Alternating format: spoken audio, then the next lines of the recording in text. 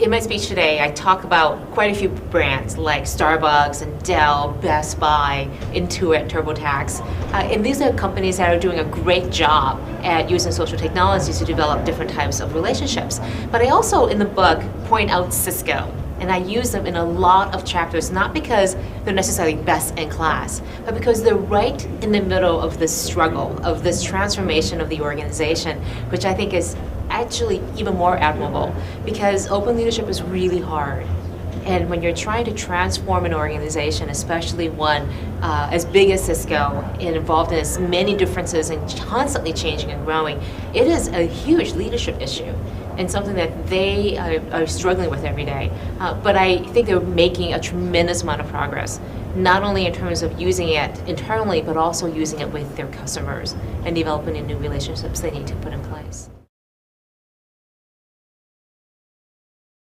I think silos inside organizations are one of the biggest barriers to companies being more effective, because somebody in marketing doesn't want to talk to somebody in sales or in customer service, and yet from the customer's point of view, it's all one company.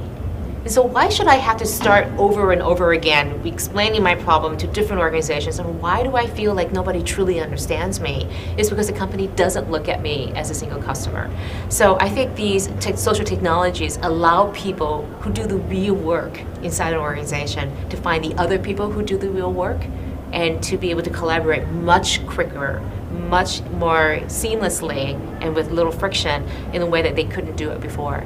Now that causes problems inside an organization, because if you're at the front lines here and you don't have to go up and down the silos anymore, it causes those people in those silos to say, well, what's my job? If I'm a middle manager or an executive in charge of the silo and they don't need me anymore, then maybe this is some turf that I have to protect. So the change is going to be really hard unless you can have the organizational fortitude and the development in place to anticipate what kind of stress the organizations have to go through. I get this question all the time around, where does social media live inside the organization? Should it be PR who owns it? Does marketing own it? Does customer service? All of the above. Because it's almost as if you're asking, well, who owns the customer? That's my customer, not yours. You don't have permission to talk to them. And for an organization to truly be customer-centric rather than department-centric, you have to get away from that. So the best practices I see in organizations are where it's actually coordinated. You think about what that relationship is going to look like, and you pass that relationship back and forth when you need it to move back and forth. Is it an influencer who the next day becomes a customer? Being able to identify who that person is and the context they are talking to you in is extremely important. So my advice to brands who are still trying to figure out how to dip their toe into social technologies is to think about the one thing that's really important to you to accomplish next year. Pick a really hard goal as an organization that you have to get done. And then think about how social technologies can help you achieve that goal. How can looking at relationships in a new and different way get you closer to that place with fewer expenses in an easier way? Because unless it's really important to you, it's going to be hard to take that first step. The inclination for organizations is to say, maybe I'll just stick it over here in the corner, and I don't have to deal with it then because it's hard. And I would say just the opposite. Go square to something that's important to you and your executives, because they can only think about maybe 3 or 5 things.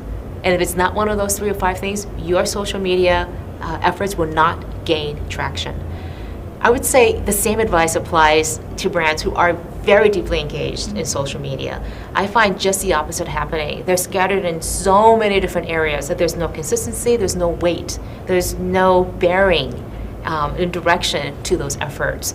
So if anything else, I would put into the planning process now for the next year, how are these things going to be accomplishing very key and important strategic goals?